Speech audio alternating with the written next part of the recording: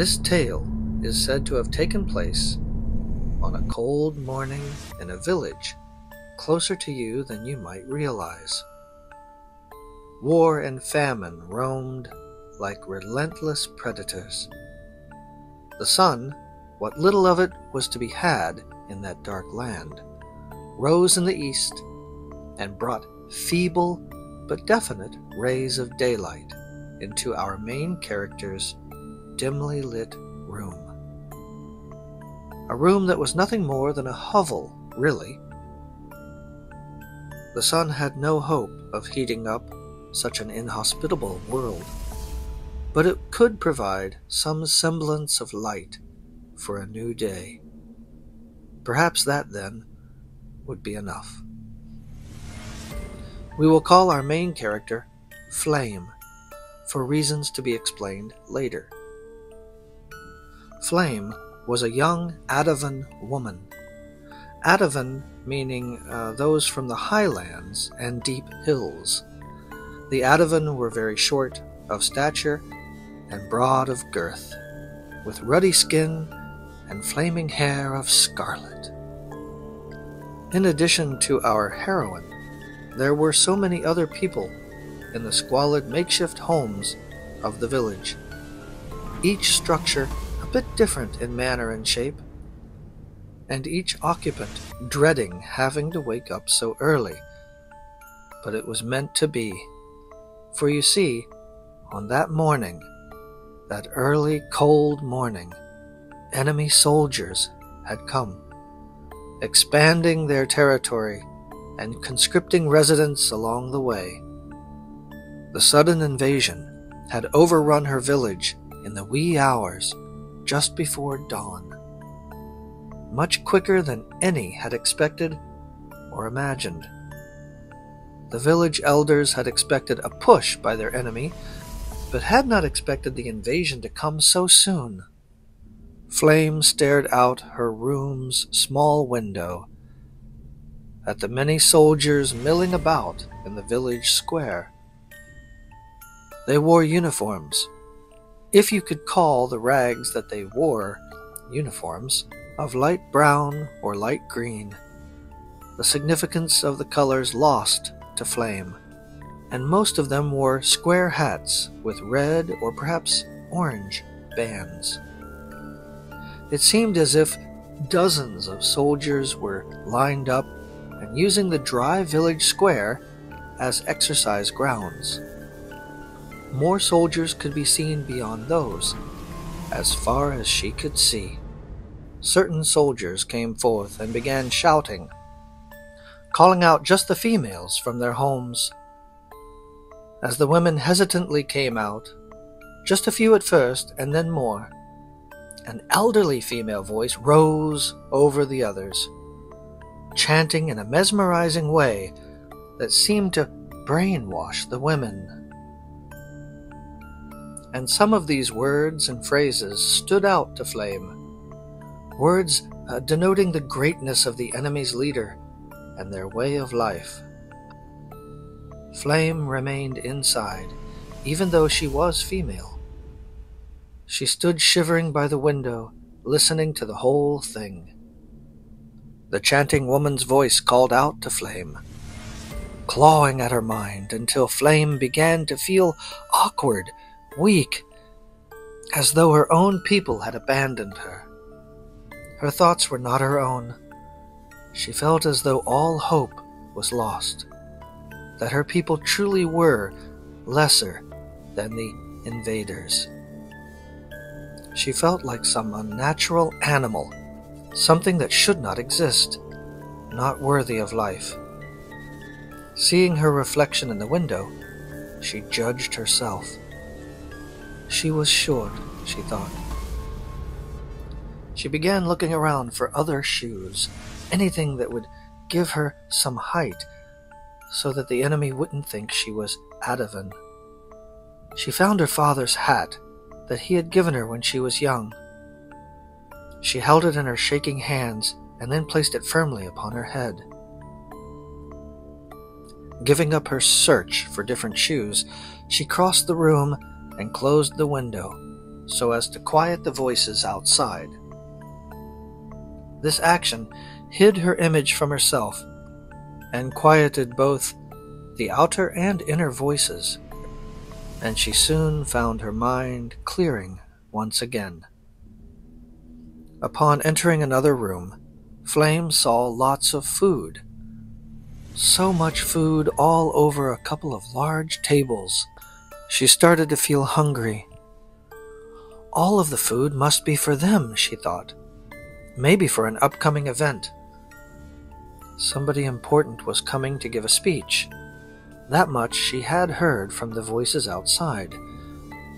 She also knew that, even though she was so hungry, if she would touch the food, then they would surely kill her. There were soldiers everywhere, so she dared not take a chance. She was so hungry. And there was all of this food here, just sitting there on tables. Food that should have been used sparingly. Enough food to feed her village for a month. She could almost reach out and touch it, but she resisted the urge, biting her teeth and telling herself, "If I touch it, then I'll die." Looking around the room, she spied another person, someone from her village that she knew, a boy who was about her age. His hand hovered near some food, hesitating. They caught each other's eyes, and she could read his mind. He seemed to be saying, "If I'm going to die anyway, then I'm going to die my way. I'm going to eat the food and die that way." He grabbed some special food that was usually saved for special occasions, some crab meat, green onions, a different type of meat, and some other vegetables on a stick. He ate only the vegetable part from the tip of the stick. Flame was shocked because she knew they would kill him no matter how small a portion he took. Men especially did not have a future. They were killed outright, or they were made into soldiers or slaves. Nervous that they would be caught, Flame went outside where the others from her village were stacking and carrying supplies for the enemy. A nearby soldier, assuming she was already conscripted, ordered her to take 2 containers of various ingredients and mix each one for some important soldiers' lunches. They were so lazy they didn't want to take the time to even mix the ingredients. Plus, making the hungry villagers mix it while starving was probably an added benefit. Flame was starving. Near death it felt like to her.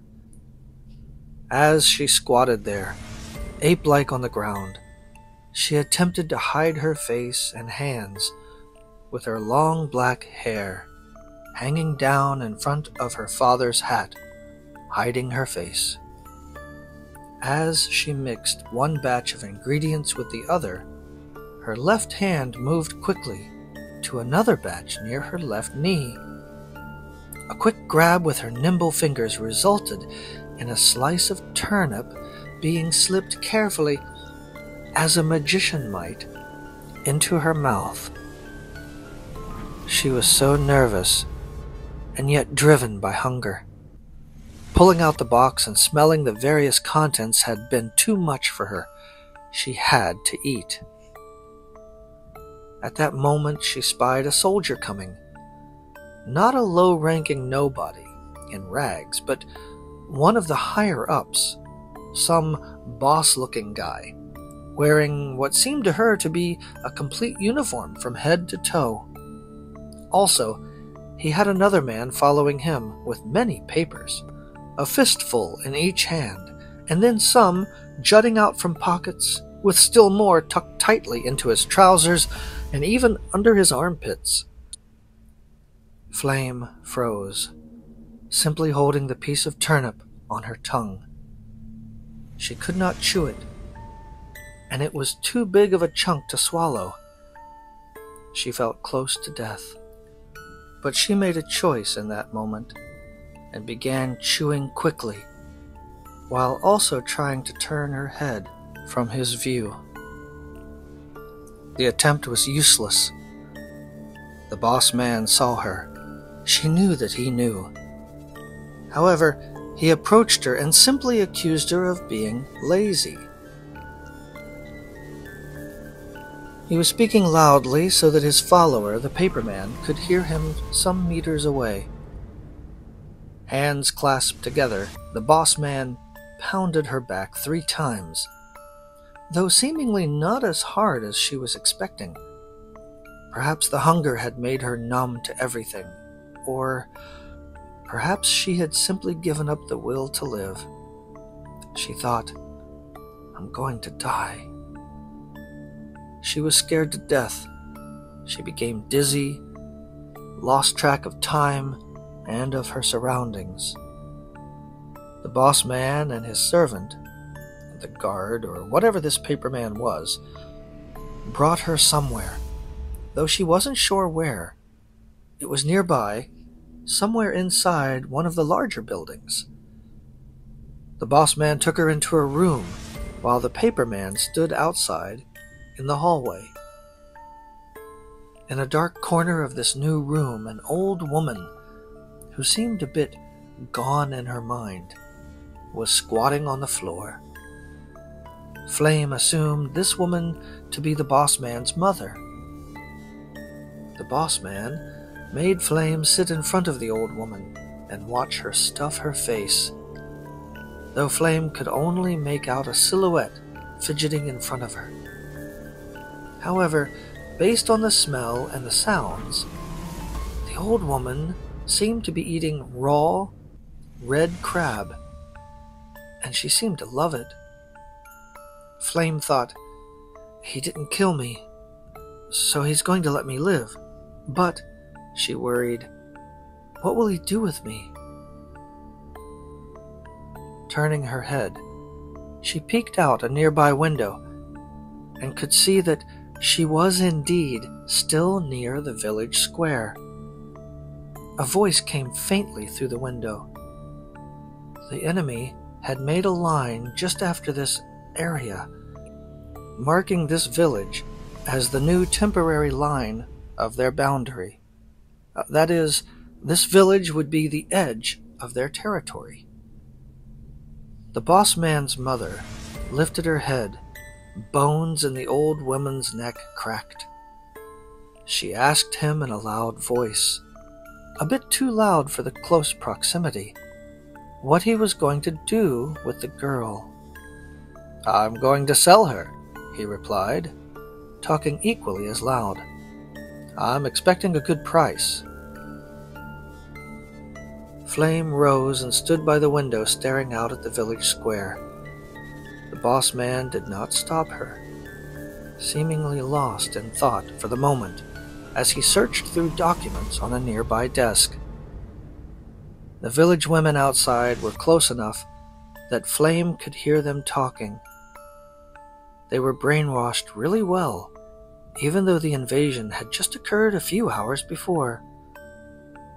Flame was amazed that they had become programmed in such a short time. They seemed proud to be part of something new. She could hear them talking about how this was something new, something better. "Just one day," Flame lamented to herself. "That's all it took. Just one day." Flame's heart sank deep down into her chest. The boss man was sitting nearby now, finishing writing up a paper to prospective buyers. She recalled his odd way of gently beating on her in the yard, and then she recalled something else, that he had quickly and secretly squeezed her shoulder after hitting her. He had given her a look, too, eye to eye, with an expression both incredible and impossible. It was a reassuring look. It was so perplexing that it shook her mentally, making her dizzy. It was like witnessing a mountain walking, or tasting the color purple, or feeling sunlight in the dead of night. Yes, that's what it was. It was hope in the darkness. After some time, the boss man took Flame to a public place, a place where some of the girls were to be sold. She was made to wear the traditional clothes of her people, and many enemies came around to watch the sale. He handed her the paper he had written earlier. "Read this," he said as he pushed the paper into her hands. She was so nervous as she looked at the paper. It was all written in Irish, the language of the fair-skinned ones, the ones with eyes like the sky before the world went dark, and whose hair shone like golden rays from the sun, the old sun, before the world went dark. Flame could only understand a few characters on the sheet, some days and the current month, but nothing else. She began to cry, feeling so stupid. Something low, an animal. Her mind cried inside, "What's going to happen to me tomorrow?" And then she spied it. One little row of Adavan characters, one little tiny spark of her language written in a corner of the parchment. A simple sentence. "Flame, gold, together play?" Flame could not move, could not dare to look. Flame, gold, together play? This man? This boss man? This enemy boss man was, in fact, someone she knew or had known? Flame, gold, together play. What was that? Who? Oh, but of course. It had to be, but how? A childhood playmate. An Irish friend that she had made while wandering in the nearby forest of her home of the hills of metal. The Irish lived in that forest, were blue of eyes and slender of build, fair skin and silken hair like that of the sun or of wheat fields in the fall. Flame was his name for her, and gold was hers for him.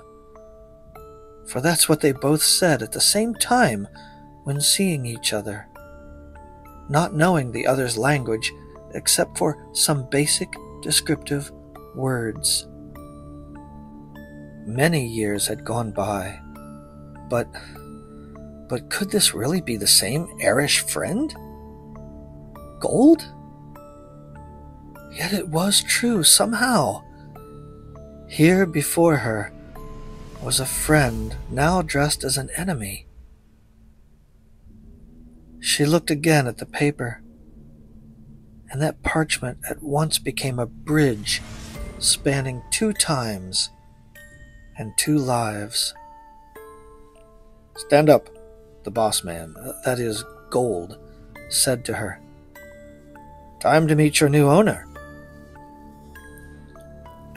Gold took Flame down a narrow path away from the paperman and the others, and then guided her into some bushes near a wagon station, a kind of way station for caravans moving from village to village or town to town. Secluded for a brief moment, Flame and Gold embraced. She thanked him, but worried for his safety. After all, he was risking his own life to save hers. He told her that, inside, he would always remember his only happy time, long ago, playing in that forest with his only true friend. Their time was done. Flame needed to use the wagon that would be leaving soon. it would carry her into what still was considered her people's soil. Gold gave her 2 coins, one for the driver and one for a special toll later. Gold told her to pretend to be from another village farther away and to use a different accent. Flame couldn't think of what to say, so she simply closed her hands around the coins, snuck out from the bushes, and then climbed onto the wagon, not daring to look back. The driver took 1 coin, but otherwise did not show any care one way or the other about her. Flame took a seat in the back of the wagon, near some bags of what could have been flour or grain.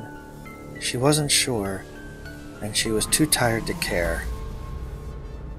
The wagon already had a few people, not many, but some. To her left were the bags of flour or grain, and to her right was a boy, a bit younger than herself, sleeping like the rest of the people in the wagon. Once they started on down the road, the boy next to her woke with a start, from a bad dream perhaps. He bumped his arm against hers, and she said in a thick accent from another region, "Sorry, are you all right?" They talked briefly, and her bluff worked. He believed that she was from some far-off place. When the wagon next came to a stop, Flame could recognize this as the special toll place. She surrendered her last coin, and was even made to give up, as a kind of bribe, the special hat that she wore, the red traditional hat that had belonged to her father. Even the bags of golden wheat were given up. Yes, by then she had determined what was in them. Finally, after some further hours, the wagon arrived in her people's territory, the light of a new day dimly showing itself in the east. Flame exited the wagon and sat on her home ground, the ground of her people. She worried, what's going to happen to my friend Gold if someone finds out? She looked up because she saw someone approaching from the side. Looking over there, she saw another girl from her village, dressed in dark blue clothing, though she seemed so dirty and tired. She was bleeding, and her clothes were torn, as if she had been running all yesterday and all night through. They both reached out, touched their hands together, and started to cry.